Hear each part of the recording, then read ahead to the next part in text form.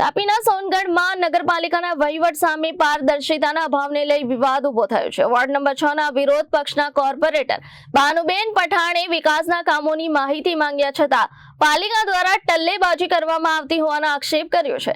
આ મામલો રાજ્ય માહિતી આયોગ સુધી પહોંચતા આયોગે પાલિકાને કડક સૂચના આપતા આખરે કોર્પોરેટરને ફાઇલોનું નિરીક્ષણ કરાવાયું।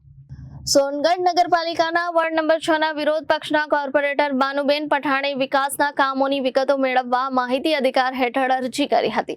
જો કે પાલિકા દ્વારા લાંબા સમય સુધી માંગેલી માહિતી આપવામાં ન આવતા તેમણે પ્રથમ પ્રાદેશિક કમિશનર સુરત સમક્ષ અપીલ કરી હતી। પ્રાદેશિક કમિશનરે માહિતી આપવા આદેશ કર્યો હોવા છતાં પાલિકાએ તેનું પાલન ન કરતા આ મામલો રાજ્ય માહિતી આયોગ સુધી પહોંચ્યો હતો। માહિતી આયોગે વિડીયો કોન્ફરન્સિંગ દ્વારા સુનાવણી યોજી અને 24 જૂન 2026 ના રોજ બપોરે 3 વાગ્યા સુધીમાં માંગેલી માહિતી લેખિતમાં આપવા પાલિકાને કડક સૂચના આપી હતી।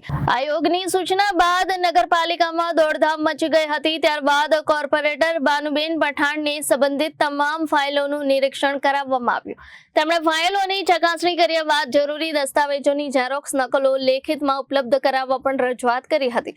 વિરોધ પક્ષના સભ્યોનું કહેવું છે કે નગરપાલિકાના વહીવટમાં પારદર્શિતાનો અભાવ છે અને માહિતી આપવા કરવામાં આવતી આનાકાની લોકશાહી પ્રક્રિયા માટે યોગ્ય નથી। સમગ્ર ઘટનાને લઈ સ્થાનિક સ્તરે નગરપાલિકાના વહીવટ સામે અનેક સવાલો ઉભા થયા છે।